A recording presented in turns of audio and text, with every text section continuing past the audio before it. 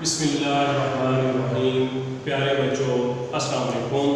مطالعہ پاکستان کے lecture number 5 کے ساتھ ہم حاضر خدمت ہیں۔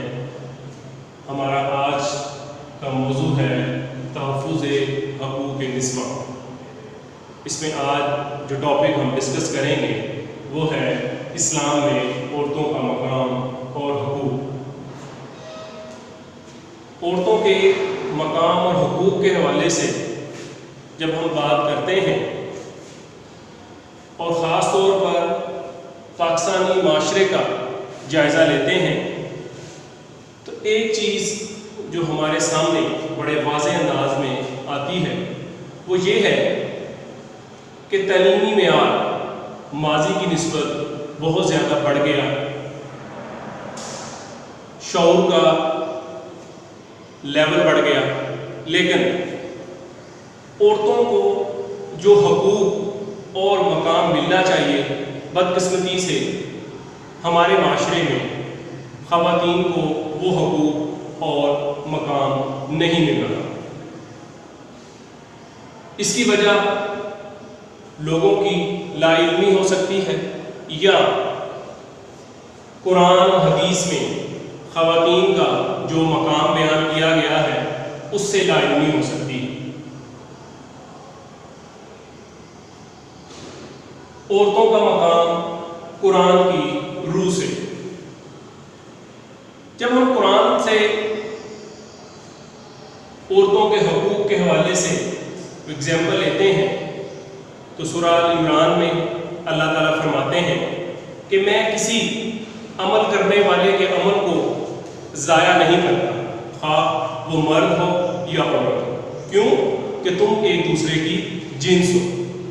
تو قرآن میں اللہ تعالیٰ کیا فرما رہے ہیں کہ عورتوں اور مردوں کے مقام میں کوئی فرق نہیں کہ عورت عمل کرے تو اس کو اجر کم ملے اور مرد عمل کرے تو اس کو اجر زیادہ ملے۔ قرآن میں ایسی کوئی تفریق نہیں۔ تو اس سے بڑے واضح انداز میں یہ چیز ہمارے سامنے آتی ہے کہ عورتوں اور مردوں کے مقام اور حقوق میں قرآن کی روشنی میں کوئی فرق نہیں۔ موضوع کو ہم آگے بڑھاتے ہیں، پیغمبروں اور اصحاب کی تاریخ۔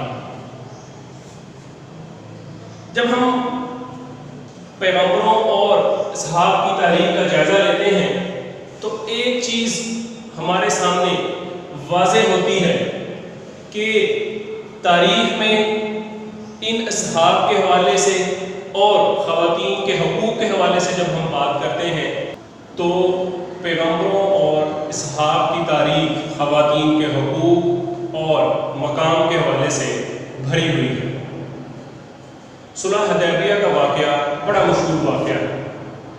صلح حدیبیہ کے موقع پر قریش اور مسلمانوں کے درمیان جو صلح کی شرائط طے ہوئی ان میں بظاہر لگ رہا تھا کہ مسلمانوں نے دب کر صلح کی ہے۔ اس وجہ سے صحابہ شش و پنج میں تھے، اور جب نبی کریم صلی اللہ علیہ وآلہ وسلم نے صحابہ سے کہا کہ مدینہ واپس چلیں تو صحابہ اس فیصلے کو تسلیم کرنے کے حوالے سے شش و پنج میں تھے۔ نبی کریم صلی اللہ علیہ وآلہ وسلم اسی پریشانی میں اپنے خیمے میں تشریف لے جاتے ہیں تو آپ کی پریشانی کو دیکھتے ہوئے آپ کی زوجہ حضرت ام سلمہ آپ سے سارا واقعہ پوچھتی ہیں تو نبی کریم صلی اللہ علیہ وآلہ وسلم ان کے سامنے سارا واقعہ رکھتے ہیں۔ تو حضرت ام سلمہ اس موقع پر بہترین مشورہ دیتی ہیں کہ اے نبی، آپ اپنا سر منڈوا دیں، احرام اتار دیں اور قربانی کریں۔ آپ کے اس عمل کو دیکھتے ہوئے صحابہ بھی اس عمل کو اختیار کریں گے۔ نبی کریم صلی اللہ علیہ وآلہ وسلم کو یہ تجویز بہت پسند آئی، آپ نے ایسا ہی کیا اور اس کا نتیجہ یہی نکلا کہ صحابہ نے آپ کے اس عمل کو اختیار کیا۔ تو یعنی ایک خاتون کے مشورے سے ایک مسئلہ بہترین انداز میں جو ہے حل ہوتا ہوا ہمیں نظر آتا ہے۔ اس سے ہمیں عورتوں کی عقل اور شعور، جس کے حوالے سے ہمارے معاشرے میں بہت زیادہ بات چیت کی جاتی ہے، اس فرق کو ہمارے سامنے پیش کیا گیا۔ اسی طرح حضرت عمر کے دور کا واقعہ ہے کہ حضرت عمر نے ایک خاتون حضرت خدیجہ کو مارکیٹ کمیٹی کا نگران مقرر کیا، جن کے ذمہ تھا کہ وہ مارکیٹ کے معاملات کو بخوبی سر انجام دیں۔ اس سے ہمارے سامنے یہ چیز واضح ہو سکتی ہے کہ خواتین صرف گھر میں ہی اپنا کردار ادا نہیں کر سکتی، اگر ان کے اندر اہلیت ہے تو وہ گھر سے باہر جن معاملات میں ان کے اندر اہلیت ہے وہ امور بخوبی سر انجام دے سکتے ہیں۔ ایسے بے شمار واقعات مزید بیان کیے جا سکتے ہیں کہ جن میں خواتین نے اپنا کردار گھر کے علاوہ باہر بھی بہت اچھے طریقے سے ادا کیا۔ پیارے بچوں، موضوع کو آگے بڑھاتے ہیں۔ ہمارا اگلا پوائنٹ ہے حضرت حاجرہ علیہ السلام۔ حضرت حاجرہ علیہ السلام اور حضرت اسماعیل کا واقعہ بڑا مشہور واقعہ ہے۔ حضرت اسماعیل اور حضرت حاجرہ کو کوہ صفا اور مروہ کے میدان میں چھوڑ دیا گیا تھا۔ وہ ایک ویران اور خشک علاقہ تھا جہاں پر نہ کھانے کو اور نہ ہی پینے کو وہ چیز دستیاب تھی۔ حضرت اسماعیل بھوک اور پیاس سے بلک بلک کر رونے لگے تو ایک ماں سے یہ برداشت نہ ہوا، تو حضرت حاجرہ خوراک اور پانی کی تلاش میں کوہ صفا اور مروہ کے درمیان دوڑی تاکہ اپنے بیٹے کے لیے پانی اور خوراک تلاش کر سکیں۔ یہ ایک ماں کا فطری عمل ہے، لیکن اللہ تعالیٰ کو یہ عمل اتنا زیادہ پسند آیا کہ اللہ تعالیٰ نے قیامت تک اس عمل کو محفوظ کر لیا اور حج کا رکن اعظم بنا دیا۔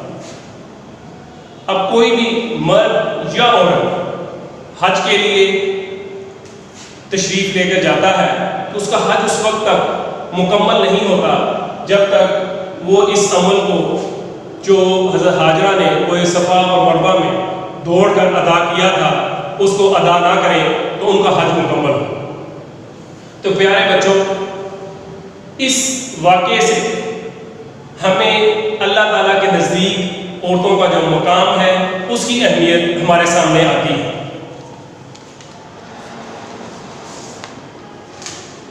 سوال کو آگے بڑھاتے ہیں۔ ہمارا جو اگلا موضوع ہے حضرت خدیجہ رضی اللہ عنہا۔ ہم سب جانتے ہیں کہ حضرت خدیجہ نبی کریم صلی اللہ علیہ وآلہ وسلم کی پہلی زوجہ تھی، لیکن ابھی ہم ان کی شادی سے پہلے کے جو عمل ہے، ان کی حیثیت ہے، ان کو ذکر کرنا چاہتے ہیں۔ حضرت خدیجہ مکے کی ایک دولت مند اور ممتاز خاتون،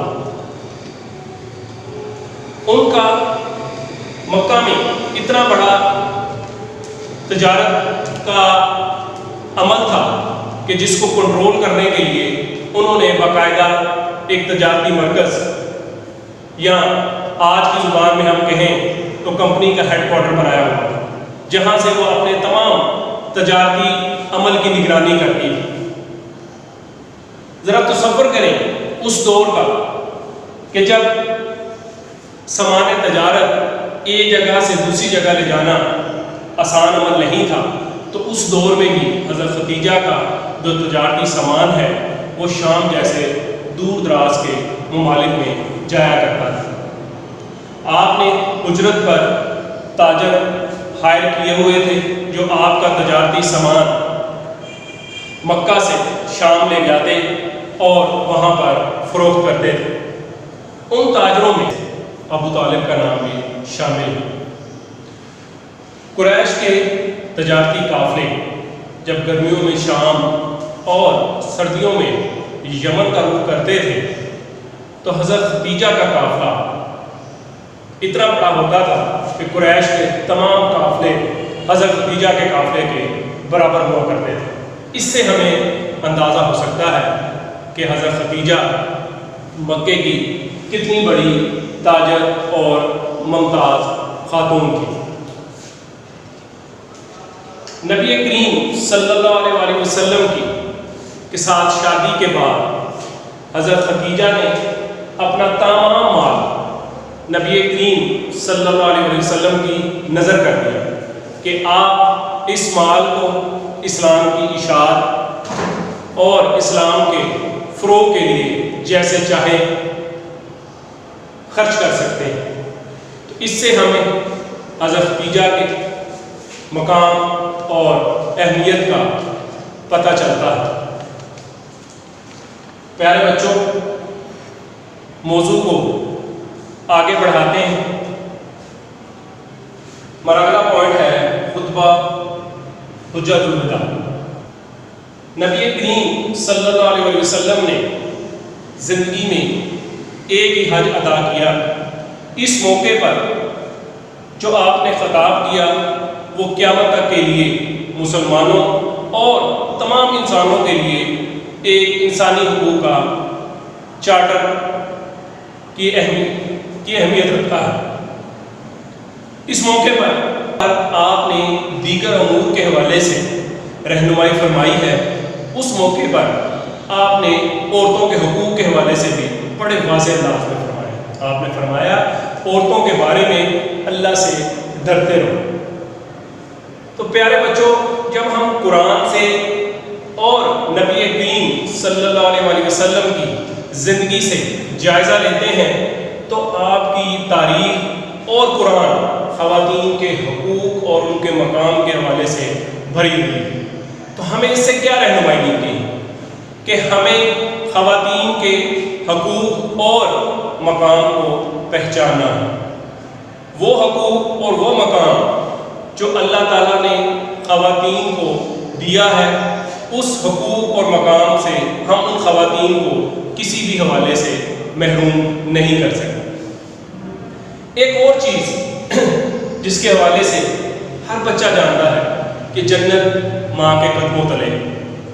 اگر ہم اس عمل کو ہی دیکھیں کہ ماں اور بچے کا جو ایک فطری تعلق ہے اور ہم اس عمل کو روزانہ اپنے گھروں کے اندر دیکھتے ہیں کہ ماں اپنے بچوں کی پرورش، ان کی ضروریات کو پورا کرنے کے حوالے سے، ان کے آرام اور سکون کے حوالے سے جو کردار ادا کرتی ہیں، اور یہ کردار بغیر کسی معاوضے کے کہ ماں کو اپنی اولاد کی خدمت کے حوالے سے کوئی معاوضہ درکار نہیں ہوتا، کہ وہ کسی سے مطالبہ نہیں کرتی، نہ اپنے شوہر سے نہ اپنے بچوں سے، کہ میں نے اپنے بچوں کی پرورش کی ہے، ان کے آرام و سکون کا خیال رکھا ہے، تو مجھے اس کا معاوضہ دیا جائے۔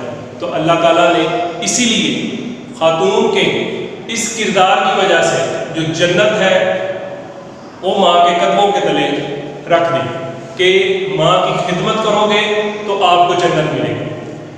پیارے بچوں، اگر تاریخ کے واقعات سے ہم جائزہ لیں تو حضرت فاطمہ، حضرت عائشہ اور حضرت زینب جیسی بے شمار خواتین کا ذکر ہمیں ملتا ہے جنہوں نے معاشرے کے اندر نہ صرف خواتین کے حقوق کے حوالے سے بلکہ معاشرے کی ترقی کے حوالے سے جو ہے بڑا اہم کردار ادا کیا۔ پیارے بچوں، ہمارا موضوع یہاں پر مکمل ہوتا ہے۔ امید ہے کہ اس ٹاپک کو سننے کے بعد خواتین کے حقوق اور مقام کے حوالے سے ہمارے ذہن میں جو کنفیوژن یا غلط فہمیاں تھیں وہ یقیناً حل ہو گئی ہوں گی، اور ہم دوسرے لیکچر کے ساتھ آپ کی خدمت میں دوبارہ حاضر ہوں گے۔ شکریہ۔